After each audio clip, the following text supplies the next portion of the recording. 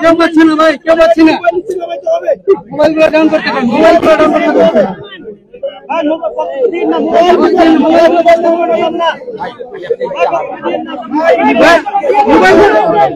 Mobile বসতে হবে ভাই, বসেন, আপনারা বসেন ভাই,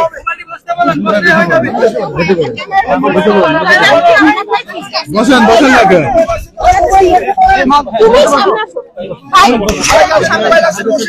হ্যাঁ শিওর শিওর, তুমি আর একটু নামাও।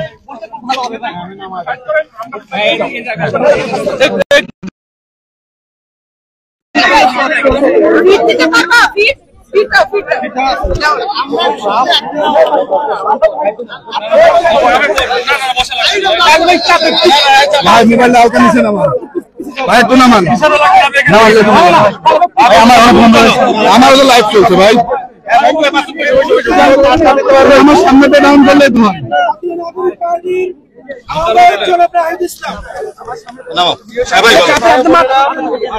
চুপ চুপ চুপ ভাই, জুলাই পদযাত্রা, দেশ বলতে জুলাই পদযাত্রা শুরু হয়েছে। আমরা আজকে কুষ্টিয়াতে আছি এবং আমরা আছি আপনার ফাহাদের এলাকায়, আপনার ফাহাদের বাড়ির পাশে তার কবরস্থানে। আমরা আপনার ফাহাদের শহীদ, আপনার ফাহাদের কবর করেছি। আমাদের পাশে শহীদ আপনার ফাহাদের শ্রদ্ধেয় বাবা, উনি উপস্থিত আছেন। ভাই তুলে হাত তুলুন তো, আপনার ফাহাদ ভাই হালকা সরান, এদিকে চাপান ভাই, আমি যদি আপনার সামনে দিই আপনি হালকা এদিকে চাপান। 7ই অক্টোবর আপনার ফাহাদ দেখেন, দেখছেন হলে সন্ত্রাসী সংগঠন, ফ্যাসিস্ট সংগঠন ছাত্রলীগ দ্বারা নির্যাতিত হয়ে মৃত্যুবরণ করেন। আপনার ফাহাদের অপরাধ ছিল সে দেশের জন্য, দেশের পক্ষে কথা বলেছিলেন, ভারতীয় আগ্রাসনের বিরুদ্ধে ফেসবুকে লিখেছিলেন। বাংলাদেশের সাথে যে চুক্তি করা হয়েছিল, ফেনী নদীর চুক্তি করা হয়েছিল, যেখানে বাংলাদেশের স্বার্থ পূর্ণ করা হয়েছিল, এরকম বাংলাদেশের স্বার্থের পক্ষে আপনার ফাহাদ কথা বলেছিলেন দেখে আপনার ফাহাদকে ভারতীয় তাবেদার সংগঠন, ফ্যাসিস্ট সংগঠন ছাত্রলীগ সারা রাত নির্মম নির্যাতন করে হত্যা করে এবং আমাদের ভাই আপনার ফাহাদ শহীদ হন। 2019 সালেই আপনার ফাহাদের মৃত্যুর প্রতিবাদে বুয়েট, ঢাকা বিশ্ববিদ্যালয় সহ সারা বাংলাদেশে আমরা দিল্লির আধিপত্যবাদ বিরোধী এবং সন্ত্রাস বিরোধী আন্দোলন গড়ে তুলেছিলাম। সেই আন্দোলন, আমাদের যে ফ্যাসিবাদ বিরোধী লড়াই, সেই লড়াইয়ের অন্যতম মাইল ফলক ছিলেন 2018 কোটা সংস্কার নিরাপদ সড়কের পরে 19 সালের এই যে আবরার হত্যা কিন্তু একটা বড় ঘটনা ছিল আমাদের জাতীয় রাজনীতিতে। এবং আবরার ফাহাদের মৃত্যু এবং মৃত্যুর প্রতিবাদে যে আন্দোলন, সেই আন্দোলন কিন্তু বাংলাদেশের রাজনীতি মোড় ঘুরিয়ে দিয়েছিল এবং ভারতীয় আধিপত্যবাদ বিরোধী যে লড়াইটা আবার নতুন করে শুরু হয়েছিল। এবং আবরার ফাহাদকে আমরা বলেছিলাম যে আমাদের ভারতীয় আধিপত্যবাদ বিরোধী শহীদ এবং দিল্লি না ঢাকা, সেই স্লোগান উঠেছিল। সেই আপনার ফাহাদ হত্যার আজকের এই দিনে আমরা আপনার ফাহাদকে গভীর শ্রদ্ধার সাথে স্মরণ করছি, তার রুহের মাগফিরাত কামনা করছি এবং আপনার ফাহাদের যেই পথ আমাদের দেখিয়ে দিয়েছে, বাংলাদেশপন্থী পথ, ভারতীয় আধিপত্যবাদ বিরোধী পথ, আগ্রাসন বিরোধী পথ, সেই পথে আমরা জাতীয় নাগরিক পার্টি রাজনীতি করছে। সেই পথ ধরেই জুলাই গণ অভ্যুত্থান সংগঠিত হয়েছিল। আপনার ফাহাদ থেকে আবু সাইদ, সেই সকল শহীদদেরকে আমরা স্মরণ করি। ফ্যাসিবাদ বিরোধী লড়াইয়ে আন্দোলনের সময় গত 16 বছরে তারা গুম, খুন এবং নির্যাতনের শিকার হয়েছে। আমরা সেই সকল শহীদ এবং সকল নির্যাতিত মানুষকে ধারণ করি। দেশ গড়তে জুলাই পদযাত্রায় আমরা সেই শহীদদের আকাঙ্ক্ষাকে ধারণ করছি। সেই শহীদরা যেই স্বপ্নের বাংলাদেশ দেখেছিল, যে স্বাধীন সার্বভৌম মর্যাদার বাংলাদেশ স্বপ্ন দেখেছিল, যে বাংলাদেশ পন্থী রাজনীতির উত্থান তারা করতে চেয়েছিল, আমরা সেই রাজনীতি করতে চাই।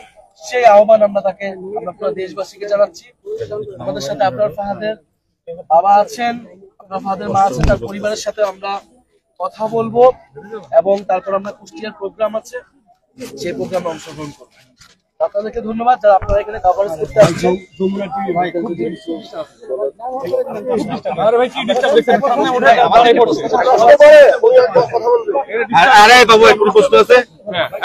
আচ্ছা আচ্ছা, এই যে বিচারের যে বিষয়টি,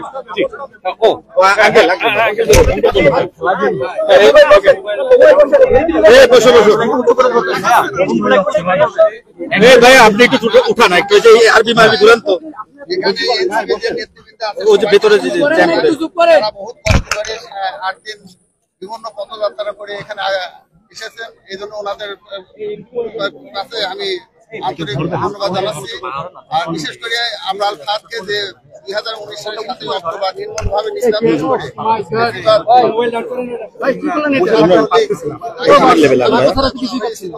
আমরা তার বিচারে পাইনি। এখানে আমাদের বিভিন্ন নেতৃবৃন্দ আছে, আমাদের দাবি জানাই আমাদের এলাকা সেই হত্যাকাণ্ড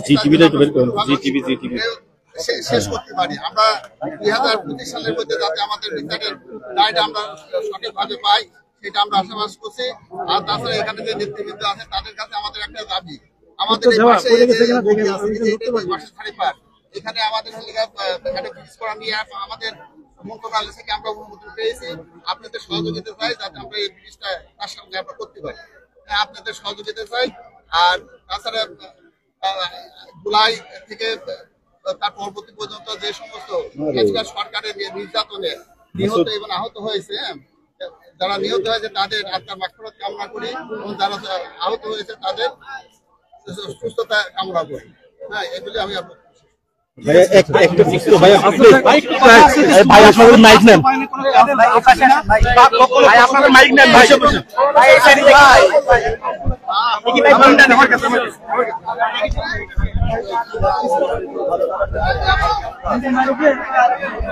দর্শক আপনারা দেখছিলেন এনসিবির শীর্ষ নেতারা আব্দুল ফায়াদ